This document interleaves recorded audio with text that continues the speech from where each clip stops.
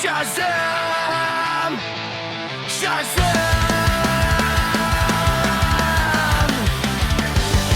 Shazam Cast! Mario e Silvio! Shazam Cast! Shazam!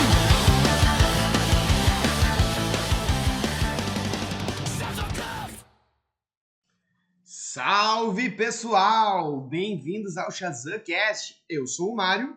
E eu sou o Silvio, biólogo, co-host daqui pra frente. Então, gente, assim, ó, a partir de hoje o podcast vai ser conduzido por mim e pelo Silvio.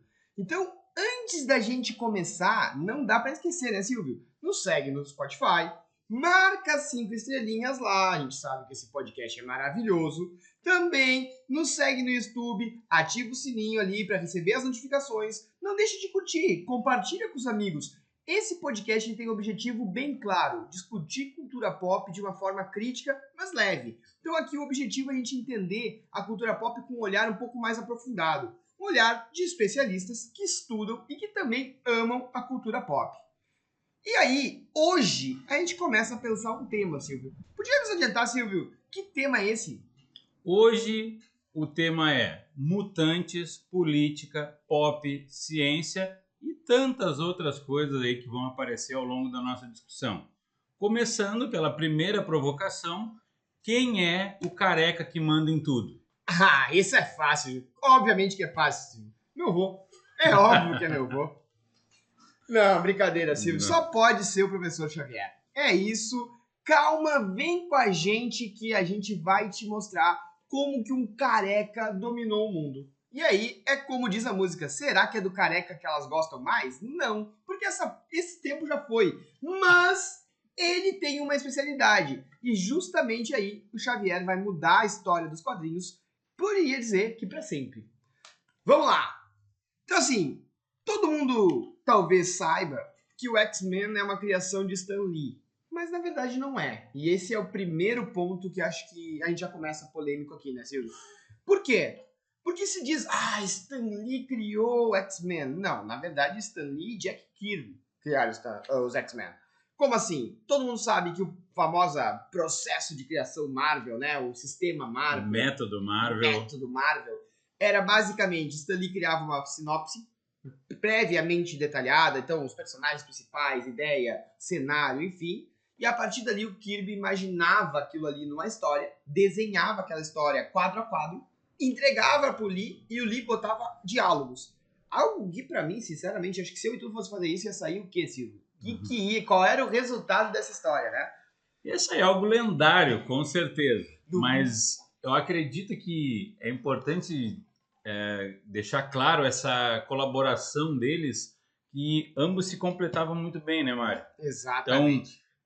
Há quem diga, alguns fãs de quadrinho, principalmente os Marvetes aí, que eles separados eles não tinham a mesma glória. A graça estava no trabalho em conjunto deles. Então, o Stan Lee não demonstrava uma grande aptidão para histórias muito complexas. Já o Jack Kirby era uma bomba de criatividade e eles acabavam de uma maneira única se complementando e tanto que fizeram história. E os X-Men chegam, se eu não me engano, já num esgotamento criativo da dupla, tanto que o ponto-chave de surgimento de poder deles é eles nascerem com os poderes. Não tinha mais onde tirar criatividade de onde é que eu vou tirar? Já tinha se usado tudo que era radioativo possível no planeta, então agora, nasce assim e acabou. Exatamente, Silvio. E aí, assim, vamos só recapitular um ponto, Silvio, que os X-Men vindo em 1963, a gente está num contexto muito específico da história em quadrinhos. O que acontece? Até os anos 50 imperou o famoso macartismo nos Estados Unidos, em que a perseguição a tudo que pudesse ser comunista tomou conta dos quadrinhos. Solução, a gente já falou isso nos episódios anteriores, busquem ali no episódio 1 e no episódio 2, a gente mencionou sobre isso. E justamente o macartismo vai ter como resposta, como uma solução interna das editoras, o Codic Comic Authority, que é basicamente um código de censura interno, para não se falar de determinados temas. E aí o que acontece? Editoras começaram a traduzir suas histórias para uma coisa mais calma, mais amena, o Super-Homem vai virar praticamente um escoteirinho, o Batman vai ser um detetivinho, então tudo se torna maisinho nas histórias em quadrinhos. Só que, nos anos 60, começa uma resistência grande, tipo, isso já não dá mais. A Guerra Fria tá aí. 1962, a crise dos mísseis, às vezes com um míssil soviético na cabeça, instalados em Cuba, 600 quilômetros de distância. Então, o mundo estava muito mais efervescente. A luta por direitos civis, com o auge ali da nossa famigerada Guerra do Vietnã, a toda. Então, Martin Luther King, só para pegar um exemplo, Silvio, pouquíssimos dias antes do lançamento oficial do X-Men, houve o famoso discurso de Martin Luther King, o discurso I Have a Dream. I have a dream. Então, ou seja, é nesse contexto que está saindo os X-Men. X-Men está nesse contexto de efervescência. Bob Dylan, há poucos anos ali, começou a lançar os seus primeiros discos, já sendo como um dos ícones dessa irreverência da juventude crítica, essa sociedade conservadora, essa sociedade que quer manter o status quo, que não consegue romper, porque, óbvio, é a sociedade que enfrentou o nazismo, então ela tem resistência, porque se tu abre Sim. demais, parece que o nazismo vem, né? Claro. Então, é uma sociedade conservadora por excelência, mas essa geração baby boomer que cresceu, ela não aguenta mais isso, ela tá pressionada, né? É a mesma geração que vai rebolar com Elvis e sua pelvis, né? Então, é nesse momento que surge. E o Stan Lee e o Kirby vão conseguir fazer o quê? Eles vão conseguir perceber que esse elemento cultural dessas manifestações estão acontecendo. E eles vão perceber uma outra coisa que eu achei uma sacada genial. Eles percebem que uma editora ali pertinho deles, chamada DC Comics, ela lançou uma coisa chamada Liga da Justiça, há uns aninhos atrás, lá por 1960. E era uma história que agrupava um grupo de heróis que estava vendendo muito. Alguns chamam isso de Era de Prata dos quadrinhos. A gente sabe que essa divisão por era é bem complicadinha e bem arrogante. É uma fronteira difícil. Mas a gente, só para entender, situar, ali a Liga da Justiça dá um destaque nesse sentido para a ideia de vender. Os heróis estão juntos, é Batman, é Superman, é todo mundo junto numa mesma história. Tu compra uma única revista, vem todos. É óbvio que ia vender mais. Isso movimentou, trouxe mais ação. Trouxe temas, como tu estava falando antes, radiativos, temas nucleares, temas solares. A ciência, né? A ciência entra muito forte. Aqui acho que quase todos os super-heróis vão estar envolvidos com alguma coisa de ciência, né, Silvio? E ciência é ciência Sim. mesmo, né? Na acepção clássica da palavra. Claro, temos a ciência dos quadrinhos, ok. Mas aí a gente Exatamente. passa o pano porque tem que ter um aspecto ficcional aí e a gente precisa aceitar, afinal não tem nada mais infantil do que história em quadrinho. Mas voltando ao que tu citou há pouco tempo, Mário, eu acho que é importante deixar claro para cada um que está nos escutando que essa sacada de olhar para a realidade e trazer isso para os quadrinhos é algo do Stan Lee. Uhum. Então, talvez o que faltasse nele em criatividade, em roteiros mais aprofundados, ele era o cara que tinha esse olhar para a realidade e percebia a necessidade de trazer isso. Uhum. Tanto que a Marvel surge com esse pé na realidade. Os heróis eram falhos, os heróis tinham características que se relacionavam com as pessoas do dia a dia, né? Trazer os aspectos familiares, essas relações interpessoais muito mais mundanas do que a distinta concorrência. Exatamente, né? Acredito que até o motivo pelo qual eu particularmente sou mais decesista é justamente pela ideia dos heróis serem mais encastelados, e isso na minha mente de criança inculcou melhor, né? Mas, por exemplo, é muito comum uma pessoa que lê quadrinhos clássicos mais velho gostar mais de Marvel do que de DC, por essa complexidade, por essa forma quase que mundana, digamos assim, né? De estar os seus heróis ali envolvidos. E aí o que acontece? Quando os X-Men são lançados, eles pegam a ideia da Liga da Justiça dessa equipe, mas eles precisavam de uma coisa que, como o Silvio disse, que naturalizasse, que colocasse eles num ambiente comum. Então vão ser jovens. Jovens engaja, porque jovens lê quadrinhos. Então, primeira coisa é ser jovens. Mas aí começa o problema, Silvio. Que poderes? Da onde eu vou tirar motivo para poderes? Meu Deus, eles vão mexer em lixo radioativo, pô, mas de novo? Pô, mas eles vão ter vai ser um alien, todos? Então, assim, começa um problema que a criatividade, ela esgotou. Tu tinha que ter um motivo. E aí, parece que vem uma sacada que eu creio ela como algo não só genial, mas eu creio ela como algo realmente de sentar e pensar muito sobre. E vai começar a chegar na questão racial. Vai ser uma coisa de genética. E vai ser aí quase que separação. Aí tu já consegue falar de raça em termos de sentido social, de Sim. racismo, mas tu consegue também falar de raça no sentido biológico. O que explica um terem melhores aptidões para coisas e outros não.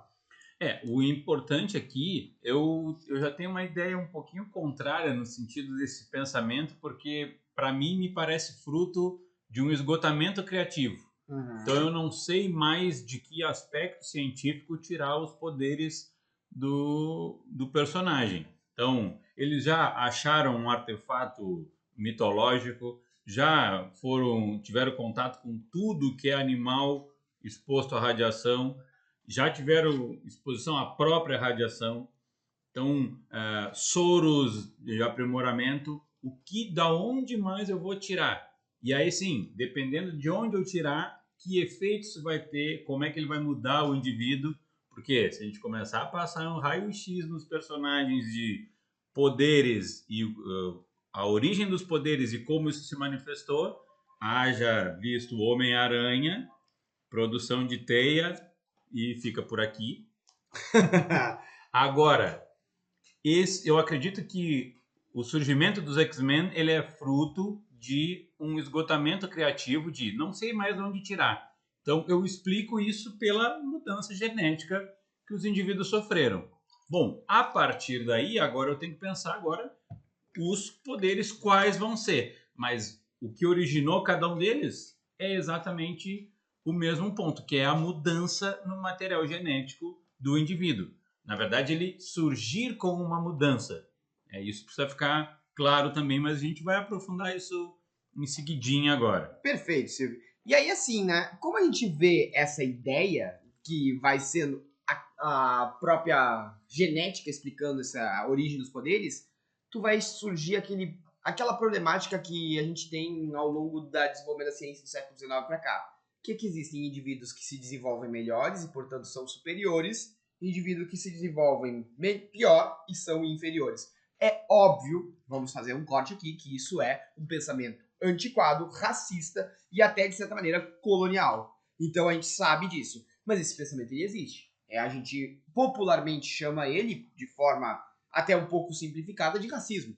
Mas a lógica que está dentro disso é isso. E os X-Men vai discutir um pouco disso, né? Bastante. Porque o aprimoramento, ou melhor dizendo, a mudança, porque aprimoramento já é uma consequência da mudança, esses indivíduos, quando surgem com características diferentes, essas aptidões, como tu acabou de citar, elas são presentes, então eles vão ter capacidades específicas.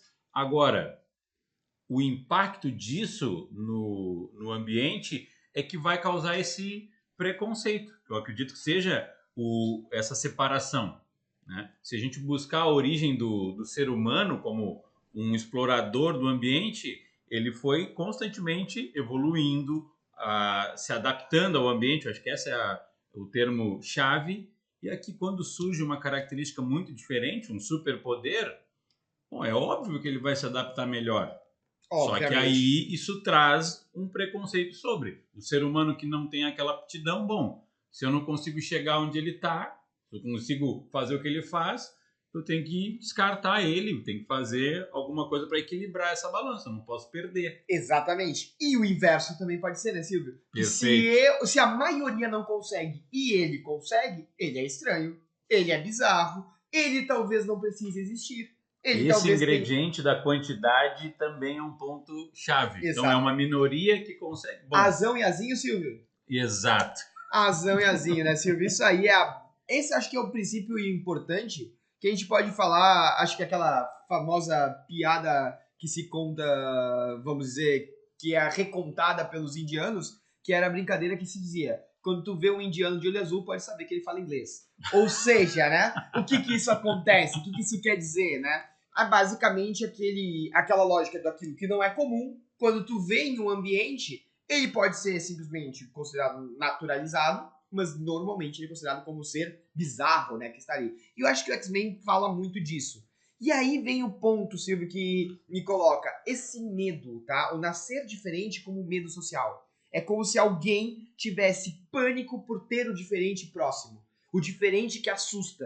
E às vezes o diferente ele nem é tão diferente. Às vezes, parece aquela cena de Opaió, não sei se já viu esse filme, Silvio, que tem uma cena que viralizou no TikTok, meus alunos toda hora mostram, que é uma cena que o cara diz assim, e negro não sangra como negro, como gente, e fica falando, e negro não tem perna, e negro não tem boca, e negro não sua. E é exatamente isso.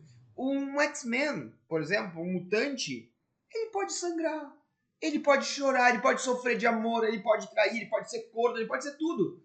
Porque ele é um ser humano na essência, mas ele é diferente. E esse diferente, esse medo social, ele traz algo que complica muito essa situação, né? Aqui, eu acho que é importante deixar claro o seguinte, Mário. As diferenças vão acontecer entre seres humanos. Claro que a obra traz o homo superior, aí também já é um tiro no pé, né? Porque tu já coloca uma gradação no E acho no que a processo. ideia é ter a gradação, né? Exato. Então, se nós pensarmos os indivíduos serem diferentes, entre os seres humanos nós somos diferentes. Exato. O problema é quando essa diferença me traz alguma vantagem competitiva. Então, trazer uma adaptação ao ambiente, explorar melhor o ambiente, então aí vai entrar muito o conceito de evolução, de adaptação. Eu acho que esse é o ponto. Enquanto for diferente, mas na competição tá tudo igual, ok.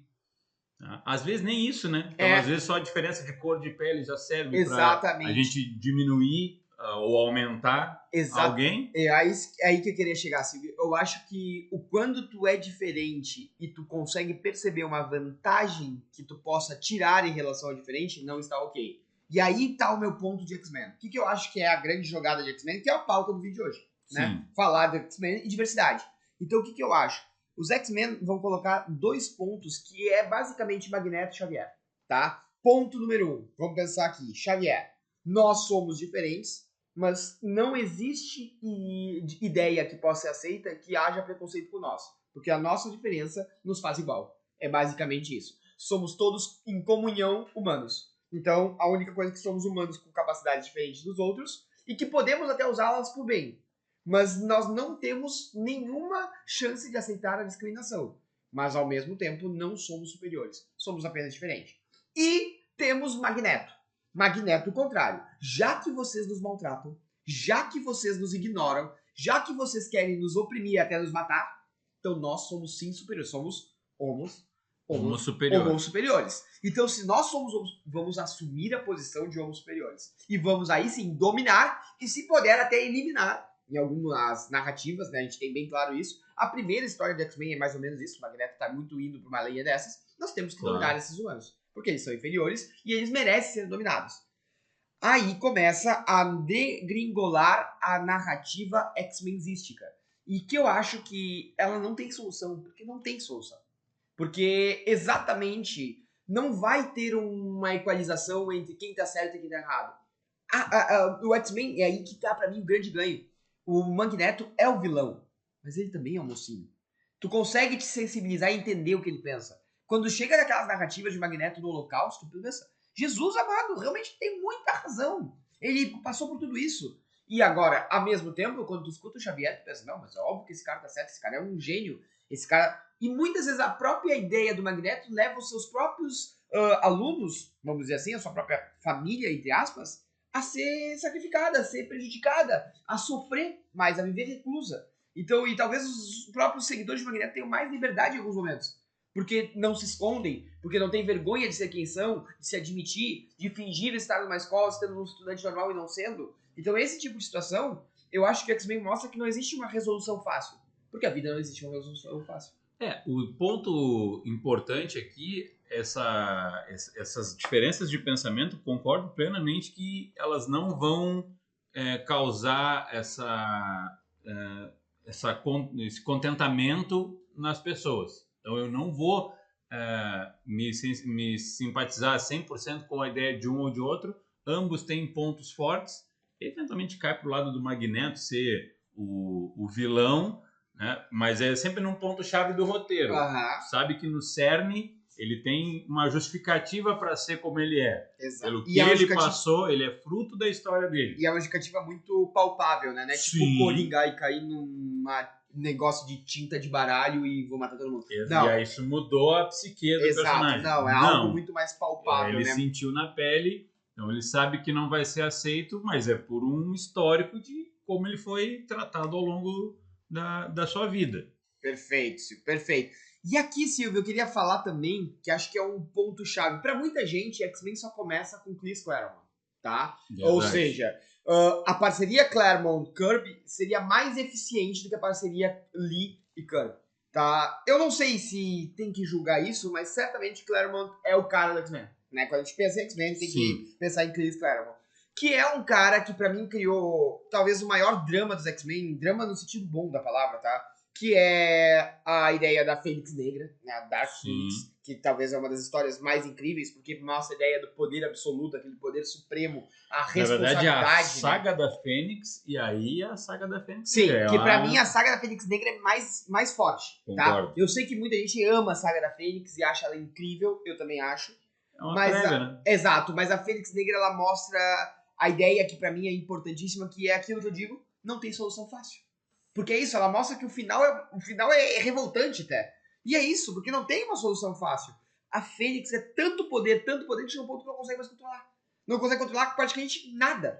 Nenhuma coisa ao teu entorno. Então acho que isso é um ponto chave e que mostra que o próprio Xavier, que normalmente é visto como aquele que é o cara que sempre tem a opinião certa, que nunca erra, ele começa a ser visto já como um cara que, putz, olha onde ele levou a Fênix. Até onde ele não conseguiu controlar, né? Ele aí perdeu a Jean. Aí que tá, essa diferença entre as linhas de pensamento vão fazer também, que às vezes parece que o Xavier não erra nunca, a coexistência pacífica entre os Aham. indivíduos, só que a gente sabe que alguns indivíduos, colocando na ideia de X-Men, alguns personagens têm poderes absolutamente catastróficos, haja visto a própria Fênix Negra. Então, se eu não me engano, a minha memória pode me trair agora, mas se eu não me engano, ela extingue uma estrela no sistema solar inteiro. Bom, Exatamente. Poder ok. supremo, né? Ó, nós temos que aceitar ela com o poder capaz de eliminar uma galáxia. Oi? Como assim? É isso. Agora, tem que ter uma consequência. Não é a coexistência, nesse caso, ela pagou um preço um pouquinho alto. Exatamente. Então, não dá para pensar, né, numa ação como essa sem olhar com um pouquinho mais de cuidado para essa coexistência. Não dá para ser tão pacífico assim. Exato. E voltando ao Chris Claremont, que é uma referência de X-Men, ele trouxe para a jogada o novelão. Ele transformou X-Men na Malhação, né? Porque Agonizado indo pra escola. aquela relação do dia a dia, e aí é meio que uma herança do que o Stan Lee começou na Marvel, né? Então, quando ele começa a trazer aquelas realidades de adolescentes, que aí quem não se relaciona com as frustrações da adolescência, querer fazer algo, não conseguir, querer falar com alguém, não se sentir pertencente a nenhum núcleo, constantes mudanças, né? E aí eu acho que o Chris Claremont conseguiu trazer nos seus roteiros a voz para esses personagens, aprofundar isso. Alguns não gostam tanto dessa parte, querem a ação, querem coisas explodindo, os poderes sendo usados, mas tem o seu valor esse novelão, porque é aí que eu crio o vínculo com aquele personagem que vai estar na ação depois. E aí acho que ele levanta uma bandeira, né? E aí acho que o X-Men ficou marcado por isso, e acho que até hoje ele é marcado por isso. Acho que o primeiro filme do X-Men é muito forte com isso. Sim. E até aquela cena do anjo, aquela cena fortíssima, né? E por quê? Porque ele vai trazer a ideia assim, ó, ele vai desenvolver os personagens, né, Silvio? Ele não tá mais só preocupado agora em ter um vilão, uma antítese e resolver o problema com aquela antítese, que é a história quadrinho clássica, né, dos anos 70, 60, vamos dizer. É isso, é o vilão e derrotar o vilão. É esse o foco. Não, ele tá, às vezes não tem nem vilão. Às vezes é um problema de relacionamento interno entre eles que vai se desenvolvendo e vai aumentando, e o Ciclope quase traiadinho, e aí fica nessa coisa. Só que isso vai fazendo e ele vai incluindo personagens. Então começa a aparecer um Noturno de um outro jeito, aí vai aparecer o pai do Noturno, que já é uma espécie de demônio, e aí já vai aparecer, por exemplo, de X-Men de todos os lugares do mundo, vai aparecer de um lado do Brasil, vai aparecer de outro lado do mundo, da África, e assim começa essa bandeira da diversidade ser cada vez mais forte, né? O tanto que eu não sei, não tenho a menor ideia de quantos X-Men existem, mas deve existir talvez milhares, Vários, né? Talvez a Não- gente esteja, se não tiver em milhares, deve estar perto disso, né? Bem próximo. Bem próximo disso, porque é uma lista infindável. Justamente por isso. E acho que o que é interessante do Claremont é que ele consegue, mesmo com esse novelão, é um novelão pesado. Vamos pegar Dias de um Futuro Passado, tem genocídio ali. Ele tá falando literalmente de genocídio e uma proposta política de genocídio. Sim. Então o genocídio legalizado, o governo dizendo vamos matar, a população pegando em faixa dizendo matem eles. E aqueles que estão sendo propostos para matar vão dizer não quero morrer. E aí? E aí começa, né? E aí vamos os caminhos que têm que ser seguidos. Então, Deus ama, o homem mata, por exemplo, mostra claramente onde o fundamentalismo religioso pode levar. E assim, é uma ferida que eu creio que nos Estados Unidos isso gera muito auê. Isso a um ponto, por exemplo, que Claremont, para muita gente nos Estados Unidos conservadora, é considerado uma pessoa não grata. É quase o anticristo. Porque ele vai criar a visão clara de alguém que religioso pode querer matar. Só que ele quer dizer assim, o problema não é o religioso, é o fundamentalista. E acho que isso é a grande sacada do Claremont Kirby nessa fase, que ele consegue pegar o novelão do dia a dia, mas incluindo temas que para mim vão mais profundos até mesmo do que o próprio livro. Mas aí que tá, eu acho que a importância da obra é exatamente trazer essas discussões para a luz, nem sempre resolvê-las. Como a gente já citou no início, algumas coisas não vão resolver, vão ter teorias, linhas de pensamento com os seus pontos positivos e negativos, mas as obras, aos poucos, trazerem essa provocação, tá? Isso é importante. Vão trazer traumas, trazer situações problemáticas, polêmicas. Imagina, questionar a religião, poxa, não... Tanta coisa para falar, né, Silvio? Olha, vamos combinar. Então, assim, e aí fica uma coisa, Silvio, que a gente precisa pensar, né? Será, Silvio, que a dor real, ela não autoriza tu ser supremacista? Tu sofrer na pele a possibilidade de extermínio não te autoriza a ser supremacista? Isso é uma pergunta que a gente nunca vai responder fácil, tá? Mas aqui vale uma reflexão, tá? Essa reflexão, ela precisa ser feita, não é uma afirmação, porque essa aqui seria pauta de um podcast de 3 horas. Mas vamos pegar um exemplo aqui, Silvio. Judeus foram perseguidos no Holocausto pelos nazistas, concordam? Perfeito. Sim. Só que isso autoriza o Estado de Israel cometer genocídio, já que são a grande maioria de israelenses são formados por judeus ou por famílias judaicas que fugiram do Holocausto nazista? Óbvio que não. A resposta é óbvia que não. Nenhum tipo de supremacia, nenhum tipo de extermínio, nenhum tipo de genocídio, ele deve existir. Mas a gente tem que entender que as respostas elas são complexas. E aí vem aquela ideia de o que é autodefesa e o que é opressão ao meu diferente. E aí surge aquela famosa comparação. Será que Xavier é tal pessoa? Será que Magneto é tal pessoa comparando naquela época? Tu sabe quais são essas pessoas, Silvio? Pra gente poder fazer essa revelação? Posso me arriscar, Tenta. já que eu não domino esses pensadores, mas se eu tivesse que arriscar, diria que Charles Xavier seria comparado a Martin Luther King. Ó, A ideia do sonho, a convivência pacífica entre ele tem um esses sonho, Silvio. diferentes. Ele tem um sonho. Tem um sonho. Ele tem um sonho. E tem uma escola. Olha E aí. que, pra ter escola tem que ter sonho. E Né, Silvio? pronto, mas olha, bota sonho. Agora, quando nós vamos já para o lado do Magneto, imagino que a relação seja direto com Malcolm X. Exato. Então, a ideia mais extrema, então, aquela reação mais de combate, então mais conflituosa,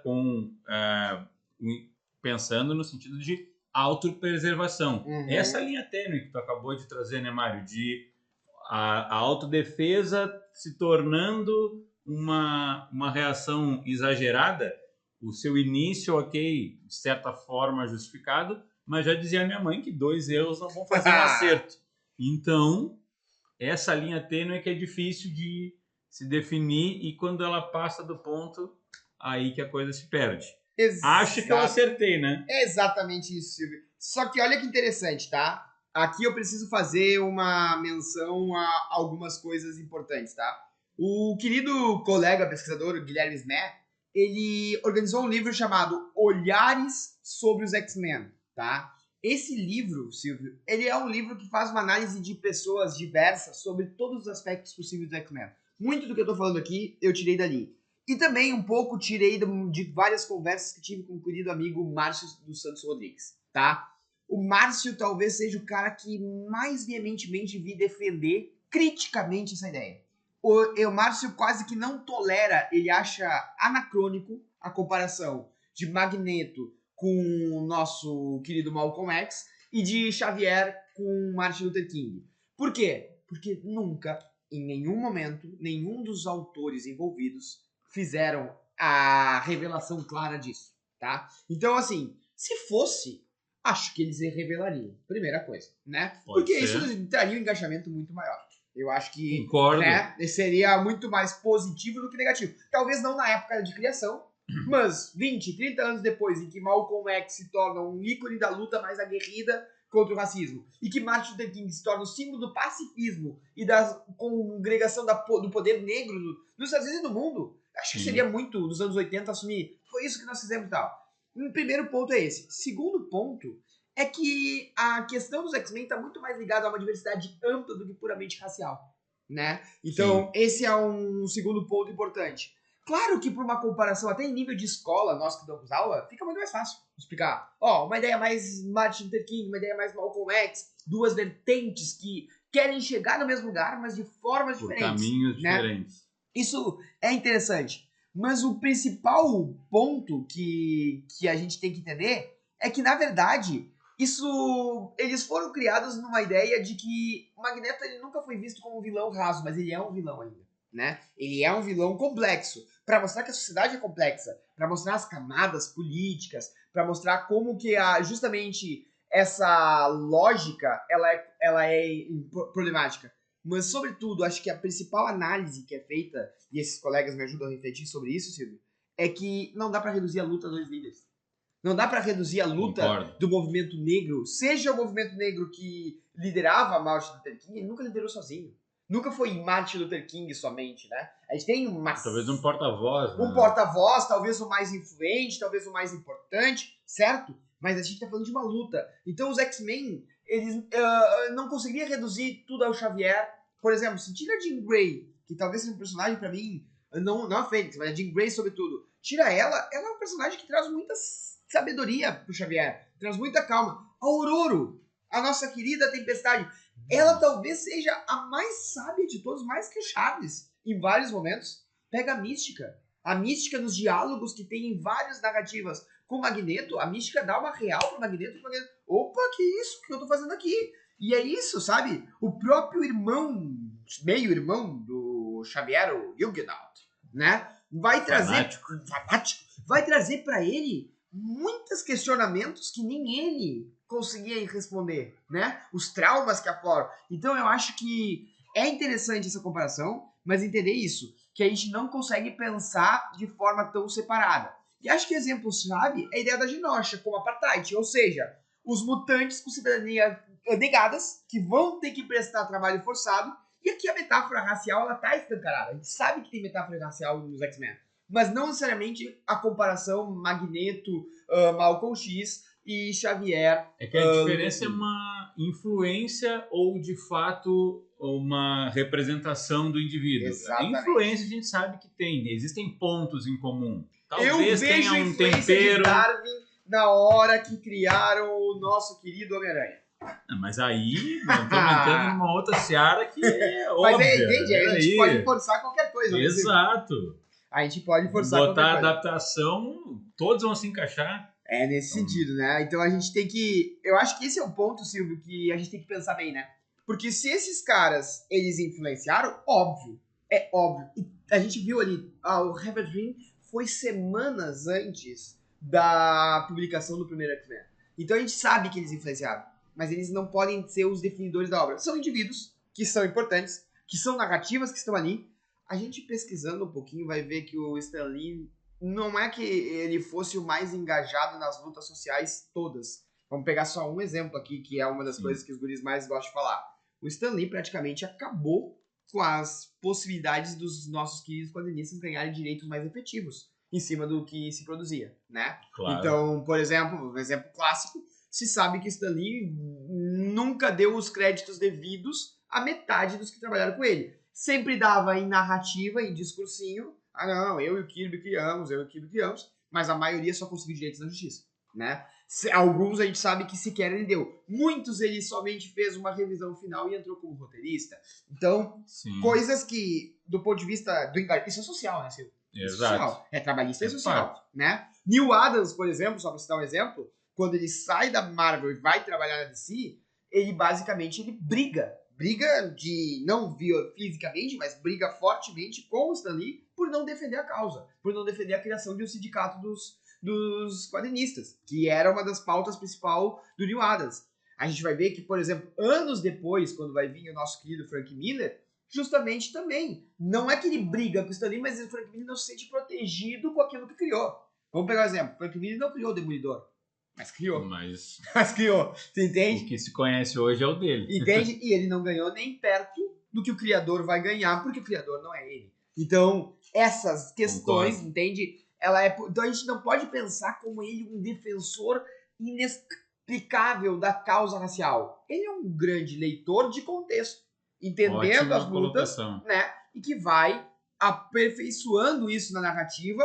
O Claremont depois eu acho que dá um cunho mais social, mas também mais novelesco. Então ele vai tratando isso de diluir isso no ambiente, né? Eu acho que por isso que as narrativas do Claremont são mais longas, são mais blocos, Sim. né? Ele cria sagas, vamos dizer assim. Sim, Acho grande que, saga. E acho que isso é bem importante de diferenciar também. O Stan Lee não criou tantas sagas, são mais historinhas, né? Os formatinhos antigos. Que né? o Stan Lee tinha um diferencial, ele sabia dar que alguns autores chamam como a voz para o personagem. Exatamente. Talvez não aprofundá-lo, trazer uma complexidade para aquele personagem, mas dar a voz, o diálogo, que Dinâmica, às vezes... né, na história. Exato. Essa dinâmica na história, o indivíduo interagir naquela situação. Então, jovens, nem todo jovem fala da mesma forma, e aí esses personagens todos, cada um, mesmo sendo jovem, vai ter a sua voz própria, seus traumas próprios, a sua forma de lidar, só que a bagagem, a profundidade por trás disso é que o Stan Lee não conseguia dar.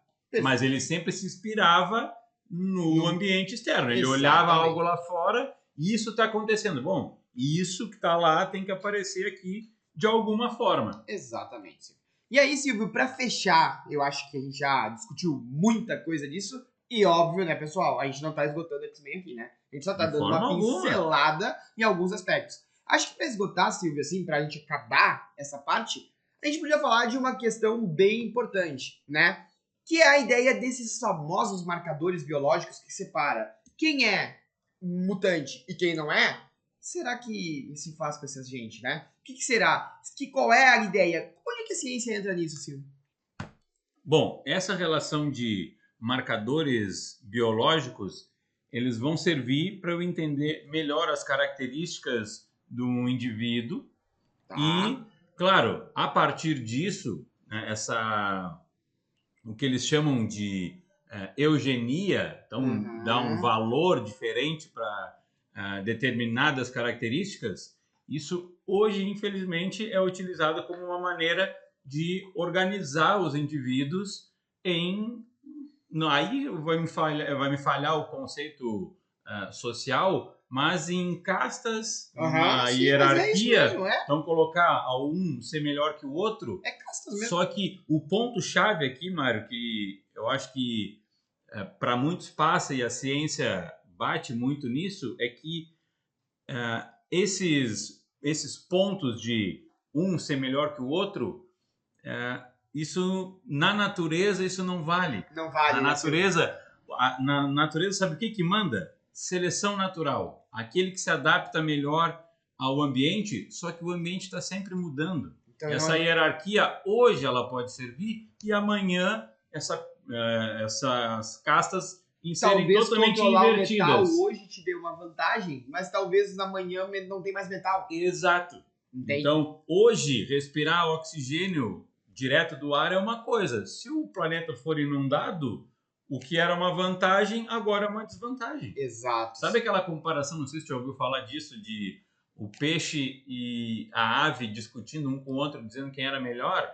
Eles são melhores, cada um no seu canto. Claro. Troca eles para ver quem vai ser melhor. Os dois vão perder. Então, não faz sentido esses genes...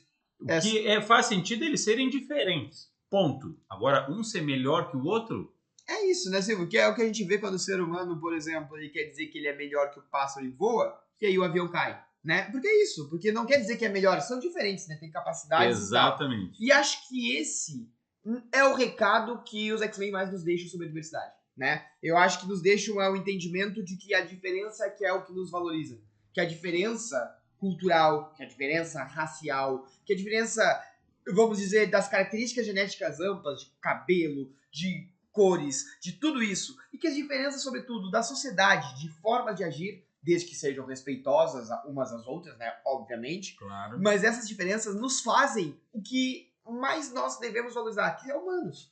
E é justamente, acho que o X-Men, acho que aqui a ideia do nome, quando a gente vai ler, porque que botaram, é mais aleatório do que foi, mas o nome X-Men é genial, porque X pode ser do gene, aquela coisa toda e tal, mas X também dá a ideia de indefinido, né? Mas essa ideia que tu não sabe achar o valor de X, né? Que por favor não me peça para achar o A valor de X. incógnita é a variável. Exatamente. Mas a ideia de men no plural, ou seja, homens generalizando, e vamos traduzir homens aqui por humanidade, Exato. né? Podia ser a humanidade, Xavier, acho que seria a melhor tradução, né? Interessante. Né? E acho que a ideia, o nome X-Men mostra isso. Todos são os humanos. E Xavier, por exemplo, ele não teria problema em adotar todos os humanos desde que os mutantes fossem aceitos na sociedade humana. Sim. Né? Essa diversidade, ela pode ser traduzida como um tesouro. Exato. Ela é um tesouro. A diversidade, ela precisa ser mantida.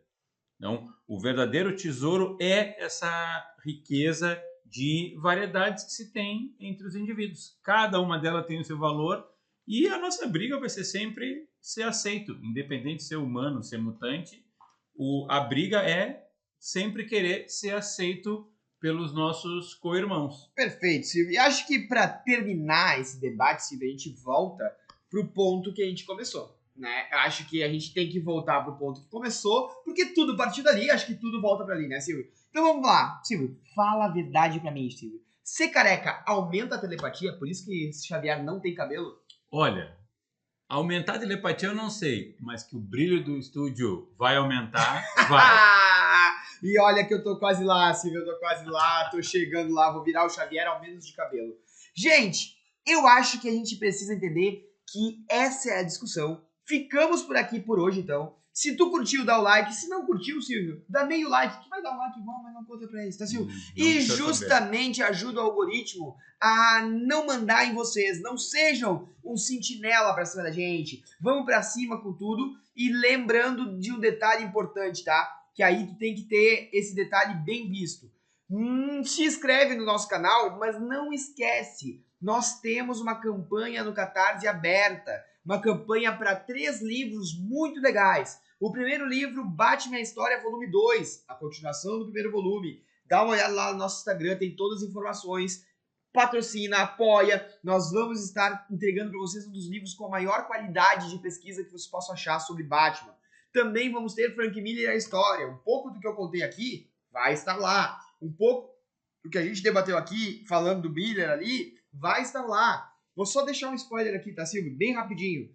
Como é que o Miller, Silvio, que não sabia ler japonês, se apaixonou por mangás e criou uma história que é um mangá ocidental chamado Ronin, sem ter nenhuma referência direta do japonês? A gente foi atrás e a gente conseguiu essas informações e tá lá no nosso livro Frank Miller e a história.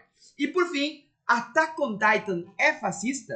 Assim como a gente discutiu a diversidade aqui, a gente discutiu sobre Attack on Titan, aprofundando bastante. Lá no Comunas Podcast, vocês podem assistir a nossa entrevista lá do Shazam, que nós destacamos alguns elementos, mas no livro a gente aprofunda mais. Dá uma olhada lá, nos nossos 3 livros, tem os livros da campanha anterior que nós estamos vendendo e estamos arrecadando, então, para poder botar esses livros na praça. E lembrando, né, Silvio? O próximo episódio, Silvio, sobre o que será? no próximo Watchmen. O fim dos super-heróis?